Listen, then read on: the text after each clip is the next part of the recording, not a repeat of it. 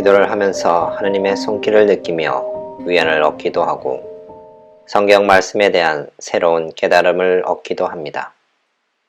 그 위안과 깨달음을 쫓아 기도하기도 합니다. 이런 달콤함이 기도라고 생각하기도 합니다. 우리가 왜 기도를 할까요? 위안과 깨달음을 얻기 위해? 이것들이 우리에게 왜 필요할까요? 위안과 깨달음을 얻은 우리는 기도에 머물고 싶어 합니다. 제자들이 예수님의 거룩한 변모를 보고 그 자리에 눌러 앉고 싶어 하는 마음을 우리는 알 수 있습니다. 우리도 편한 곳, 아름다운 곳, 좋은 곳에 가면 그곳에 그냥 눌러 앉고 싶으니까요. 기도 안에서 우리가 위안을 느끼고 새로운 지식, 깨달음을 얻으면 그냥 거기에 머물러 있고 싶습니다. 더 뭔가를 바라지 않으려 합니다. 그런데 이 모든 것들은 앞으로 더 나아가기 위한 하느님의 선물입니다. 하나님께서 우리를 격려, 독려하시는 방법 중 하나입니다. 예수님께서는 제자들에게 당신의 빛나는 모습을 보여주시고 이어서 당신의 순환과 죽음을 말씀하십니다. 성경에 기록된 대로 이루어질 것이라고 강조해서 말씀하십니다. 그런데 제자들 눈은 빛나는 예수님의 모습에 사로잡혀서 예수님의 말씀이 귀에 들어오지 않는 것 같습니다. 그저 예수님의 영광과 환희만을 생각합니다. 우리가 기도하는 이유가 제자들처럼 예수님의 영광과 환희만이라면 기도를 위한 기도에 그치게 될 것입니다. 예수님께서는 처음부터 자주 당신의 십자가, 우리 각자의 십자가에 대해 말씀하셨습니다. 우리 삶은 위안과 깨달음만이 있는 것이 아니라 우리 각자의 십자가를 예수님 당신처럼 지고 따라 나서는 것까지 포함되어 있습니다.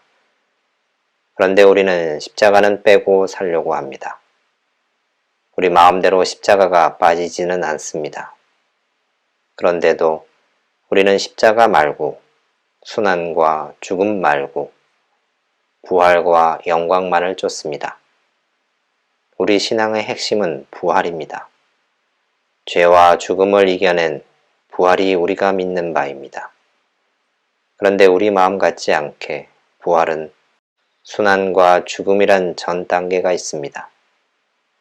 이것을 예수님께서는 제자들에게 수차례 강조해서 말씀하십니다.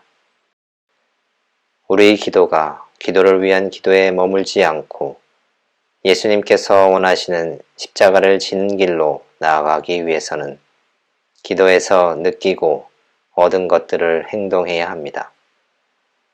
십자가를 지는 행동을 해야 합니다. 십자가를 뺄 수는 없습니다. 그러면 그냥 관념적인 기도가 될 것입니다.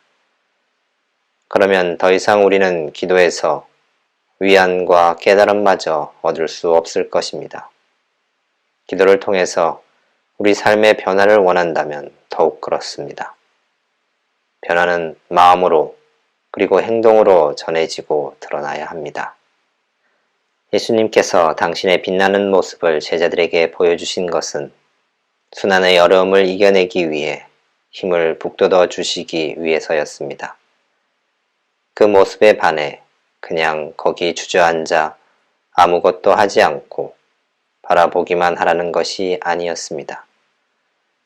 우리가 기도에서 얻는 그 많은 좋은 것들은 그것 자체에 머물러 와, 좋다 라고 하며 주저앉으라는 것이 아니라 그것들을 마음에 간직한 채 예수님의 말씀을 일상에서 살아내기 위한 원동력, 동기, 추진력입니다.